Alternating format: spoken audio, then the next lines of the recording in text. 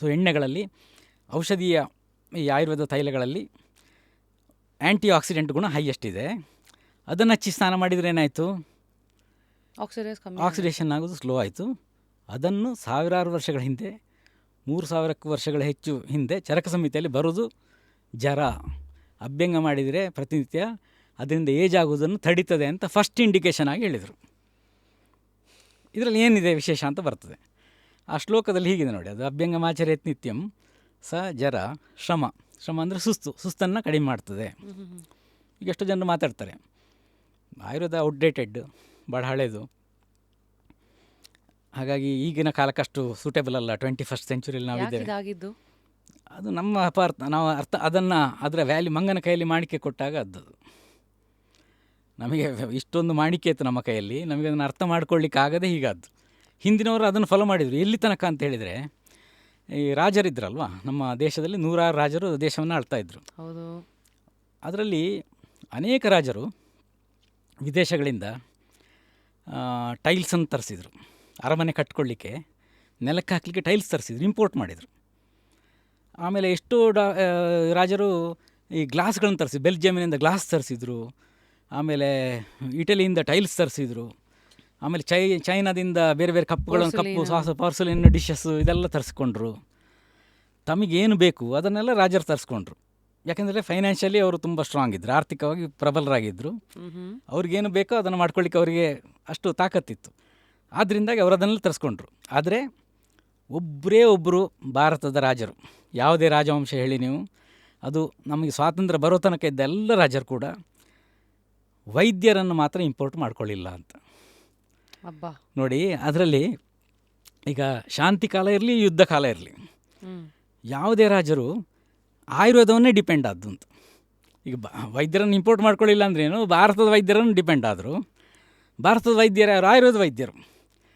ಬ್ರಿಟಿಷರು ಮೊಘಲರು ಬರೋ ತನಕ ಭಾರತದಲ್ಲಿ ಆಯುರ್ವೇದ ವೈದ್ಯರು ಮಾತ್ರ ಇದ್ದದ್ದು, ಆಯುರ್ವೇದ ಔಷಧ ಮಾತ್ರ ಇದ್ದದ್ದು. ಅದು ಬ್ರಿಟಿಷರು ಬರೋ ತನಕಂತೂ ಇದು ಮೊಘಲರು ಬಂದ ಮೇಲೆ ಯುನಾನಿ ಬಂತು, ಬೇರೆ ಬೇರೆ ವೈದ್ಯ ಪದ್ಧತಿ ಸ್ವಲ್ಪ ಗಂಧಗಾಳಿ ಆರಂಭ ಆಯಿತು. ಬ್ರಿಟಿಷರು ಬಂದಾಗ ಆಂಗ್ಲ ಪದ್ಧತಿ ಬಂತು. ಮೊದಲೆಲ್ಲಿತ್ತು?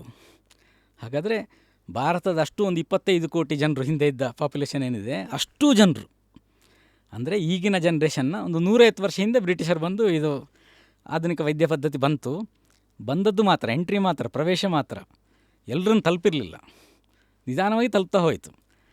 ಆಮೇಲೆ ನಮ್ಮ ಸರ್ಕಾರಗಳು ಬಂದ ಮೇಲೆ ಅದು ಎಲ್ರಿಗೂ ತಲುಪಲಿಕ್ಕೆ ಆರಂಭ ಆದ್ದು. ಯಾಕಂದರೆ ಅದಕ್ಕೆ ಮಣೆ ಹಾಕಿ ನಮ್ಮ ದಾಸ್ಯ ಮನೋಭಾವ ಬಿಟ್ಟು ಹೋಗಲೇ ಇಲ್ಲ. ಆದರೆ ರಾಜರು ನೋಡಿ, ಯಾವತ್ತೂ ಕೂಡ ಯಾವುದೇ ಕಾರಣಕ್ಕೆ, ಈಗ ಯುದ್ಧದಲ್ಲಿ ನೋಡಿ, ನೀವು ಸರಿಯಾಗಿ ಆಲೋಚನೆ ಮಾಡ್ಕೊಳ್ಬೇಕು. ಈ ಆಯುರ್ವೇದ ಏನು ಮಾಡ್ತದೆ ಅಂತ ಪ್ರಶ್ನೆ ಮಾಡುವವರಿಗೆ ಒಂದು ಉತ್ತರ, ಯುದ್ಧದಲ್ಲಿ ರಾಜರು ಆಯುರ್ವೇದ ಡಾಕ್ಟರ್ಗಳನ್ನು ಡಿಪೆಂಡ್ ಆಗಿದ್ದರು. ಸೈನಿಕರು ಪ್ರತಿ ದಿವಸ ಫಿಸಿಕಲ್ ಡ್ಯಾಮೇಜ್ ಅಂದರೆ ದೈಹಿಕವಾಗಿ ಏನೇನೋ ಗಾಯಗಳಾಗ್ತಾ ಇರ್ತದೆ, ಅವ್ರ ಕೈ ಕಟ್ಟಾಗ್ತದೆ, ಕಾಲು ತೊಂದರೆ ಆಗ್ತದೆ, ಎಲ್ಲ ಅವರ ಚಿಕಿತ್ಸೆ ಆಗಬೇಕು ಸರಿಯಾಗಿ. ಚಿಕಿತ್ಸೆ ಆಗದಿದ್ದರೆ ಏನಾಗ್ತದೆ? ಯುದ್ಧ ಕಾಲದಲ್ಲಿ ಸೈನಿಕರ ಸಂಖ್ಯೆ ಪ್ರತಿ ದಿವಸ ಕ್ಷೀಣ ಆಗ್ತಾ ಹೋಗ್ತದೆ. ಕ್ಷೀಣ ಆದರೆ ಯುದ್ಧ ಮಾಡಲಿಕ್ಕೆ ಸಾಧ್ಯ ಇಲ್ಲ. ಹಾಗಾದರೆ ಎಲ್ಲ ಈ ರಾಜರು ಯುದ್ಧದಲ್ಲಿ ಗೆಲ್ತಾ ಹೋದ್ರಲ್ವ, ಆಯುರ್ವೇದವನ್ನು ಉಪಯೋಗ ಮಾಡಿಕೊಂಡು ಗೆದ್ದರು. ಹೇಗೆ? ಆಯುರ್ವೇದ ಚಿಕಿತ್ಸೆಯಿಂದಲೇ ಗುಣಪಡಿಸ್ಕೊಂಡ್ರು ಅಂತ. ಈವನ್ ಸರ್ಜರಿ ಕೂಡ ಹಿಂದೆ ಇತ್ತಲ್ಲ. ನಮ್ಮ ಈ ಶಸ್ತ್ರಚಿಕಿತ್ಸೆಯ ಪಿತಾಮಹ, ನಮ್ಮ ಭಾರತದ ಪಿತಾಮಹ ಸುಶ್ರುತ ಅಂತ ಹೇಳ್ತೇವೆ. ಇಡೀ ಜಗತ್ತಿಗೆ ಸರ್ಜರಿಯನ್ನು ಸರಿಯಾಗಿ ತೋರಿಸ್ಕೊಟ್ಟದ್ದೇ ಸುಶ್ರುತ. ಇಂಟರ್ನ್ಯಾಷನಲ್ ಸರ್ಜನ್ಸ್ ಅಸೋಸಿಯೇಷನ್ ಒಂದು ಮೇಯ್ನ್ ಆಫೀಸು ರೋಮ್ನಲ್ಲಿದೆ. ಅಲ್ಲಿಯ ಹೆಡ್ ಆಫೀಸ್ನಲ್ಲಿ ಸುಶ್ರುತ ಕ್ಯಾಟ್ರಾಕ್ಟ್ ಸರ್ಜರಿ ಮಾಡ್ತಾ ಇರೋ ಪೇಂಟಿಂಗನ್ನು ಹಾಕಿದ್ದಾರೆ, ಡಿಸ್ಪ್ಲೇ ಮಾಡಿದ್ದಾರೆ. ವಿದೇಶಗಳಲ್ಲಿ ಅನೇಕ ಕಡೆ ಇದರ ಬಗ್ಗೆ ಎಲ್ಲ ಇದೆ. ಈಗ ನಮ್ಮ ಇಲ್ಲಿ ಮಣಿಪಾಲ ಇನ್ಸ್ಟಿಟ್ಯೂಷನ್ನ ಮೊದಲು ಡೀನ್ ಆಗಿದ್ದ ಡಾಕ್ಟರ್ ವಲಿಯತ್ತನ್ ಅಂತ ಡೀನ್ ಆಗಿದ್ದರು. ಅವರು ಸರ್ಜನ್, ಸ್ವತಃ ಸರ್ಜನ್. ಅವರು ಸುಶ್ರುತನ ಬಗ್ಗೆ ಒಂದು 2 ವಾಲ್ಯೂಮಿನ ಬುಕ್ಕು ಬರೆದಿದ್ದಾರೆ. ಸುಶ್ರುತನ ಬಗ್ಗೆ, ಸುಶ್ರುತನ ಸರ್ಜರಿ ಹೇಗೆ, ಎಷ್ಟು ಪವರ್ಫುಲ್ ಆಗಿತ್ತು ಅಂತ ಹೇಳೋದ್ರ ಬಗ್ಗೆ ಅವರು ಬರೆದಿದ್ದಾರೆ. ಅಂದರೆ ಈಗಿನ ಕರೆಂಟ್ ಜನ್ರೇಷನ್ನಲ್ಲಿ ವಲಿಯತ್ತನ್ ಅಂದರೆ ತುಂಬ ಸೀನಿಯರ್ ಸರ್ಜನ್ ಅವರು, ಇಂಡಿಯಾದ. ಅವರು ಬರೆದರು. ಆಮೇಲೆ ಅನೇಕ ಇವರು ಭಾರತದ ಸರ್ಜರಿಯ ವಿಷಯದಲ್ಲಿ ಎಲ್ಲ ಜಗತ್ತಿಗೆ ಗೊತ್ತಿರೋದು, ಪ್ಲಾಸ್ಟಿಕ್ ಸರ್ಜರಿಯ ಪಿತಾಮಹ ಅಂತ ಜಗತ್ತೇ ಕೊಂಡಾಡ್ತದೆ ಸುಶ್ರುತನನ್ನು. ಫಾದರ್ ಆಫ್ ರೈನೋಪ್ಲಾಸ್ಟಿ, ಪ್ಲಾಸ್ಟಿಕ್ ಸರ್ಜರಿಯದ್ದು ಫಸ್ಟ್ ಸುಶ್ರುತ ಮಾಡಿದ ರೆಫರೆನ್ಸೇ ಇರೋದು ಇವತ್ತು ಕೂಡ ಇಡೀ ಜಗತ್ತಿನಲ್ಲಿ.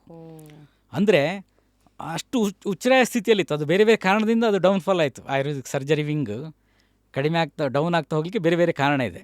ಒಂದು ಬುದ್ಧನ ಟೈಮ್ನಲ್ಲಿ ಅದೊಂದು ಈ ಶಸ್ತ್ರಚಿಕಿತ್ಸೆ ಅಂದರೆ ಒಂದು ಹಿಂಸೆಯ ಭಾಗ ಅಂತ ಪಾರ್ಟ್ ಅಂತ ಕನ್ಸಿಡರ್ ಮಾಡಿ ಅದಕ್ಕೆ ರಾಜನ ಪರ್ಮಿಷನ್ ತಗೊಳ್ಬೇಕು ಅಂತ ಮಾಡಿದ್ರು. ಹಾಗಾಗಿ ಏನಾಯಿತು ಅಂತ ಹೇಳಿದರೆ ಪ್ರತಿಯೊಂದು ಇದಕ್ಕೂ ಚೀಫ್ ಮಿನಿಸ್ಟರ್ ಹತ್ರ ನೀವು ಹೋಗಿ ಸರ್ಜರಿಗೆ ಪರ್ಮಿಷನ್ ತಗೊಳ್ಳಿಕ್ಕೆ ಆಗೋದಿಲ್ಲ, ಕಷ್ಟ ಆಗ್ತದೆ. ಹಾಗೆ ಸರ್ಜರಿ ತುಂಬ ಅದನ್ನೇ ಕಡಿಮೆ ಆಗಲಿ ಅಂತ, ಅದಕ್ಕೆ ಹೆಚ್ಚು ತುಂಬ ಸಪೋರ್ಟ್ ಬೇಡ ಅಂತ ಹೇಳೋ ದೃಷ್ಟಿಯಲ್ಲಿ ಆ ಟೈಮ್ನಲ್ಲಿ ತುಂಬ ಡಿಕ್ಲೈನ್ ಆಯಿತು ಆಯುರ್ವೇದ ಸರ್ಜರಿ. ಆಮೇಲೆ ಬ್ರಿಟಿಷರು ಬಂದಾಗ ಈಗ ಸರ್ಜರಿ ವಿಂಗ್ ಮಾಡರ್ನ್ ಮೆಡಿಸಿನಲ್ಲಿ ತುಂಬ ಡೆವಲಪ್ ಆಗ್ತಾ ಹೋದ್ರಿಂದಾಗಿ ಒಬ್ಬರಿಂದ ಒಬ್ಬರಿಗೆ ಟೀಚಿಂಗ್ ಮುಖ್ಯ ಅದರಲ್ಲಿ, ಮತ್ತು ಟೆಕ್ನಿಕಲ್ ಅಂಶಗಳು, ಹಾಗೆ ತುಂಬ ಫಾಸ್ಟ್ ಅದು ಬೆಳವಣಿಗೆ ಆಗ್ತಾ ಹೋಯಿತು. ಆಯುರ್ವೇದ ಸರ್ಜರಿ ತುಂಬ ಹಿಂದೆ ಬೀಳ್ತಾ ಹೋಯಿತು. ಅದ್ರ ಹಿಂದೆ ತುಂಬ ಎಷ್ಟು ಬೆಳವಣಿಗೆ ಆಗಿತ್ತು ಅಂತ ಹೇಳಿದರೆ, ಸುಶ್ರುತ 101 ಬ್ಲಂಟ್ ಇನ್ಸ್ಟ್ರೂಮೆಂಟ್ಗಳನ್ನು ಹೇಳಿದ್ದಾನೆ. ಸುಶ್ರುತ 101 ಬ್ಲಂಟ್ ಇನ್ಸ್ಟ್ರೂಮೆಂಟ್ಗಳು ಅಂದರೆ ತುಂಬ ಶಾರ್ಪ್ ಇನ್ಸ್ಟ್ರೂಮೆಂಟ್ ಅಲ್ಲ, ಸ್ವಲ್ಪ ರಫ್ ಆಗಿರುವಂಥ, ಅಂದರೆ ಹೋಲ್ಡ್ ಮಾಡಲಿಕ್ಕಿರೋದು, ಇಕ್ಕುಳಗಳು ಹಾಗಿರೋದಲ್ಲ, 101 ವೆರೈಟಿಯದ್ದು. ಹಸ್ತಮೇವ ಪ್ರಧಾನತಮಂ ಯಂತ್ರಂ, 100 ಇನ್ಸ್ಟ್ರೂಮೆಂಟ್ ಹೇಳಿ, ಮತ್ತು ಹ್ಯಾಂಡೇ ಪವರ್ಫುಲ್ ಇದು ಅಂತ ಇನ್ಸ್ಟ್ರೂಮೆಂಟ್ ಅಂತ ಅದೊಂದು, ಅದು ಪ್ರಧಾನ ಯಂತ್ರ ಅಂತ ಹೇಳಿ ಉಳಿದದ್ದೆಲ್ಲ. ಅದರಲ್ಲಿ ಒಂದು ಚಿಕ್ಕ ಉದಾಹರಣೆ ಕೊಡ್ತೇನೆ. ಸಿಂಹಮುಖ ಯಂತ್ರ ಅಂತ ಇದೆ.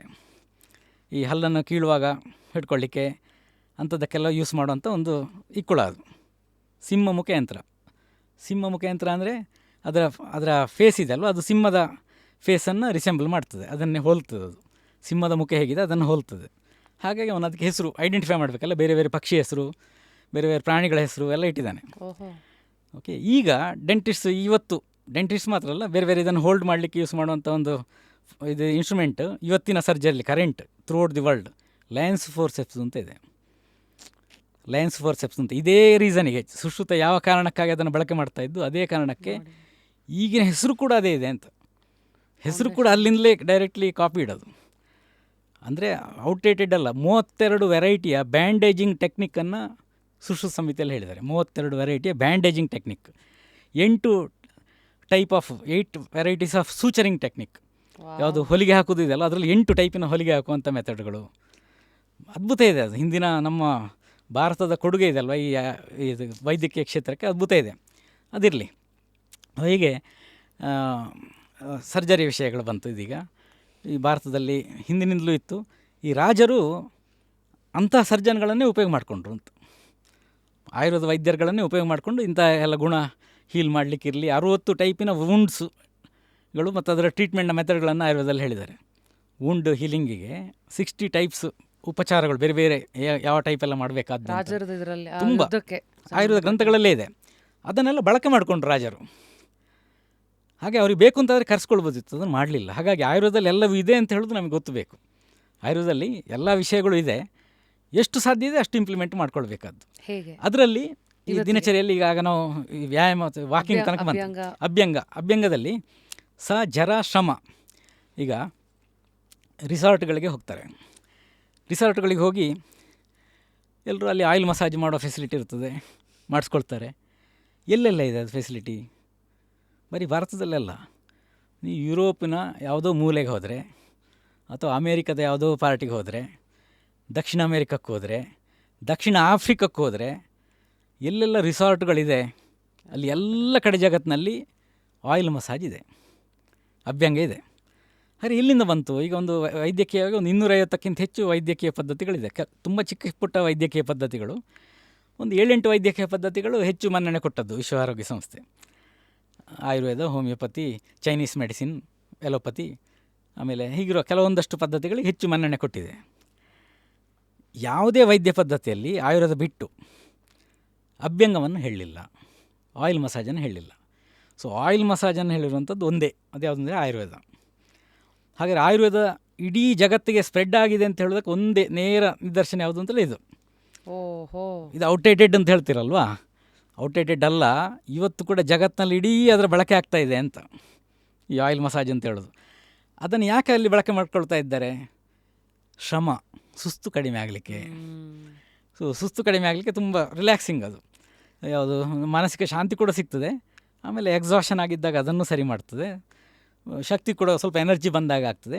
ಅದನ್ನು ಆಯುರ್ವೇದ ಗ್ರಂಥಗಳಲ್ಲಿ ಹೇಳಿದ್ದಾರೆ. ಶ್ರಮ ವಾತಃ, ಜಾಯಿಂಟ್ ಪೇನಲ್ಲಿದ್ದರೆ ಕಡಿಮೆ ಮಾಡ್ತದೆ. ದೃಷ್ಟಿ ಪ್ರಸಾದ, ಕಣ್ಣಿಗೆ ತುಂಬ ಒಳ್ಳೆಯದು, ಕಣ್ಣಿನ ಶಕ್ತಿಯನ್ನು ಜಾಸ್ತಿ ಮಾಡ್ತದೆ.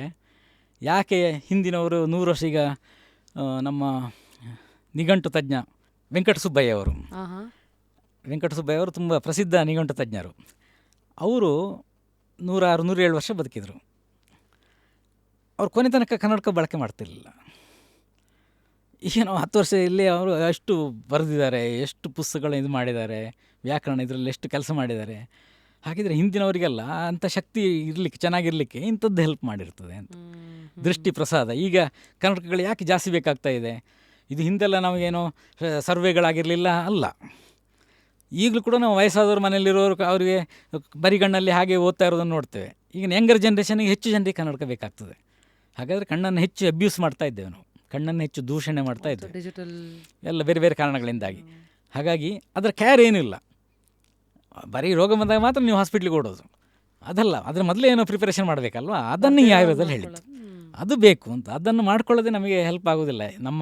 ನಮ್ಮ ಜನ್ರೇಷನ್, ಯಂಗರ್ ಜನ್ರೇಷನ್ ಮುಂದೆ ತುಂಬ ಚೆನ್ನಾಗಿರಬೇಕು ಅಂತ ಆದರೆ, ಫ್ಯೂಚರ್ ಜನ್ರೇಷನ್ ಮುಂದಿನ ನಮ್ಮ ಮಕ್ಕಳು ಎಲ್ಲ ಚೆನ್ನಾಗಿರಬೇಕು ಅಂತ ಆದರೆ, ನಾವು ಇದನ್ನು ಸಾಧ್ಯ ಆದಷ್ಟು ಅಡಾಪ್ಟ್ ಮಾಡ್ತಾ ಹೋಗಲೇಬೇಕು ಅಂತ. ಬೇರೆ ದಾರಿಯೇ ಇಲ್ಲ ಅಂತ. ಅದಕ್ಕೆ ಶಾರ್ಟ್ಕಟ್ಟೇ ಇಲ್ಲ.